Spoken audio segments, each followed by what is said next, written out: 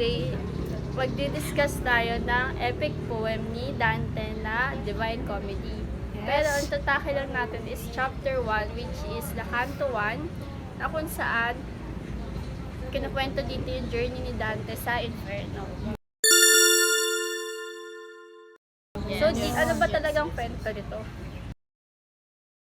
Siyempre, yung kwento nito about sa journey ni Dante. Si Dante, para siyang one day nagising na lang siya sa dark forest. And then, hindi niya alam bakit siya napunta dun sa dark forest.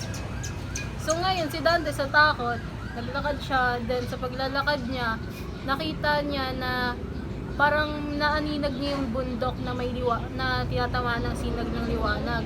And then, naisip niya na yung parang yung liwanag na yon sumusimbolo dun sa kabutihan at kabaitan ni Lord.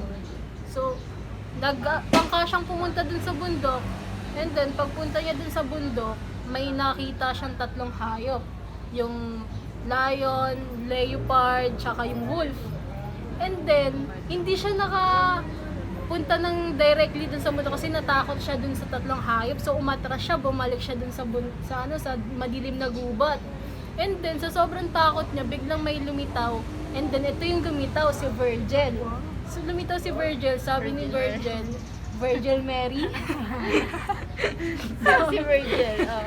Si Virgil, parang ito yung galing siya dun sa parang isa siyang iniidolo ni Dante. And then sabi ni Virgil kay Dante na hindi kaya ni Dante sino si Dante? Ni Dante na makalagpas dun sa tatlong hayop na yon kung mag-isa lang siya. So, Kailangan niya Bali, nagpapatulong kailangan ng siya. assist, kailangan ng assist. Ngayon, sabi ni Virgil, kailangan si Dante bumaba siya dun sa pinakailalim ng lupa, which is yung dinidescribe dun is parang purgatory or impyerno. And then, yung last na sinabi ni Virgil, pinakatatak to. Parang sabi niya, hindi kita iiwan, sasamahan kita. Sana sinasamahan hanggang ngayon din. Sana all hindi papabayaan mag-isa. Hanggang impyerno? Ayun na yung last. Ayun na yung, doon na nagtatapos yung Canto 1. Ayun! Diba nga, nagising si Dante sa dark forest. Ano sa tingin mo? Ako? Ikaw, Ibig sabihin ikaw, ng nakaputi dark ka pa forest. naman. Ano? Ano ibig sabihin mo sa tingin mo yung ibig sabihin ng Nung dark forest. Yung dark forest para sa akin, yun yung lowest point ng buhay mo.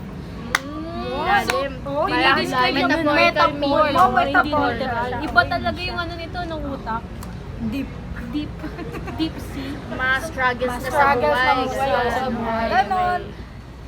So pag nasa lowest point ka, parang nasa you're feeling- Madilim na You're paligid feeling ka. helpless. Yes, walang tumutulong. Ang kailangan mo lang doon is si Lord, Lord. magpe-pray. Si Lord para siyang flashlight sa buhay natin kapag nasa dark moments tayo or dark ng buhay natin tayo. Kailangan natin siya. Kaya pala Grabe yung talaga si bundok God. na nasisinagan ng liwanag, parang yung kabutihan ni Oo, Lord. yun. Parang Tama, yung tama. nakikita niya si Sense. Lord. Oo. Grabe, Okay. talino nang gumawa niyan. Grabe. Next naman, yung tatlong Oo, hayop. ano yung sino? Di ba yung tatlong hayop? Lion, leopard, tsaka yung wolf. Si wolf, babaeng wolf. Hindi lang siya wolf, girl wolf. Wow. Girl empowerment. Ay, April na. April na April pala. na Tapos tapos na. Ikaw na, Mira, ano sa tingin mo ibig sabihin nun sa journey ni Dante? Ano sinisimbolize sa journey ni Dante? Kasi syempre, hindi lang naman basta papasok sila sa story. Tapos specific pa, lion, leopard, tsaka si wolf. mga mababangis yun. Ay, ako pala yun! Ay, nako naman. Ako pala yun! Grabe. Kasi kala ko pa ganun eh. Ako pala yun. ako Hindi pala. pa talon-talon, jump. Feeling ko, yun, Ito makikinig diba tayo sa, dito, grabe to eh. Malalim to, malalim. di ba yung sa story, parang as symbolize ng lion, incontinent, parang hindi ka kontento, ganyan. So parang ngayon, feeling ko, ang symbolize sa buhay natin, yung pagiging impulsive, tsaka yung dissatisfaction. Hindi Kasi hindi nasa-satisfied tayo sa nakakontento, Tsaka- hindi tayo nasasatisfied. Lalo na ngayon, iuso yung mga budol-budol. Oo. Muntik Nakakamabudol eh. May makita ka lang sa TikTok, budol ka agad. Oh. Grabe, muntik na ako mabudol. Bilis mag Yung TikTok shop, oo. Dapat pala may yellow Please basket order. dito. Tapos next naman yung yung Layon.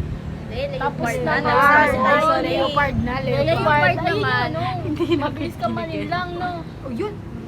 Leopard naman parang violent siya.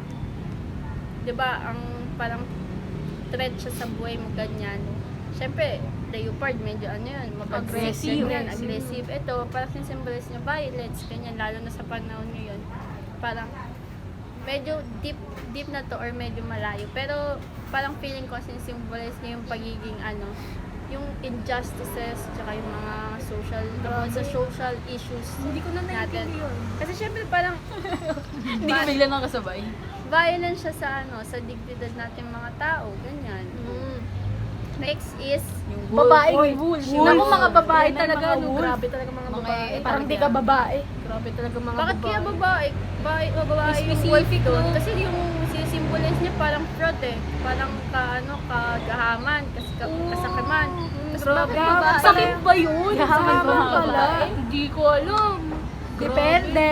Sakit Hindi sa mo alam. Depende. Babae ka ba? Babae ka ba? Eh, Uy, Minsan. so parang yun, Independent. yung she wolf doon, sinisimbolize na yung fraud, kasakiman ng tao. Siyempre, isa din yan sa magiging hadlang sa'yo sa pagpunta mo sa goal mo doon na sa liwanag ng Panginoon, kung kung sakim ka, di ba? Kaya ka nasa 7 deadly sins siya, yung greed, yung mood. Kung sakim ka, gahaman ka, malaking hadlang siya para doon sa goal mo. So, yun yung tingin ko. Bale, yung tatlong hayop na yun, parang nagsisimbolo siya sa mga katangian ng mga tao. Oo, struggles Mga ng bad tao. scenes. Kasi syempre wala naman ibang kalaban dun si Dante. Yung tatlong Siyempre, lang, no? Yung tatlong wolf. Tapos yung tatlong wolf na yun, parang feel ko, sinisimbolize niya yung Yung sarili kung ano yung niya, sarili no? niya. Oo. Yung magiging problema niya sa sarili niya. Kasi syempre, wala ka nang mas mabigat na kalaban kundi sa sarili. Yes. mo. Yes. Tama. So last, ito na ang last. Si Virgil Mary. Lumitaw si Virgil. Si Virgil Mary. Lumitaw si Virgil. E di, may katulong na si Dante. Ano naman sinisimbolize si Virgil? Para sa akin, ang sinisimbolize ni Virgil is si God or si Jesus Christ. Kasi kapag, Magkaiba si God tsaka si Christ. Si God, tatay ni Cristo. bare si Christ pala, I'm sorry.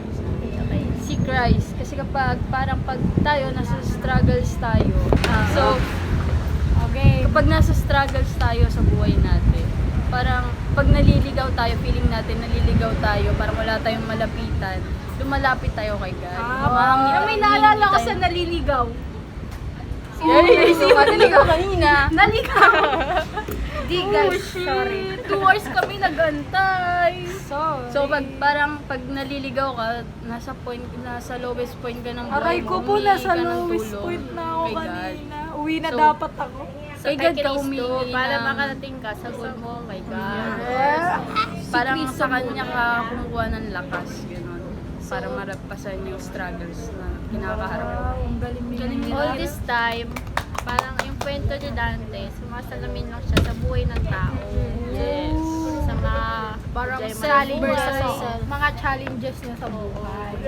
Kumbaga, reflection lang siya sa human experience natin. Yes. Yung expression sa mga katangian ng tao na hindi maganda. Totoo. Kaya, may aral. Yes. Madami ba kayo natutunan, guys? Opo! Wait! Oh, what? Hindi pa tayo there's nagpapakilala. more! Sa tayo nagpapakilala, guys. Guys, na tayo makilala kung tatapusin Oops, natin. magpapakilala muna tayo. Ako nga po pala si Kathleen. Si Jean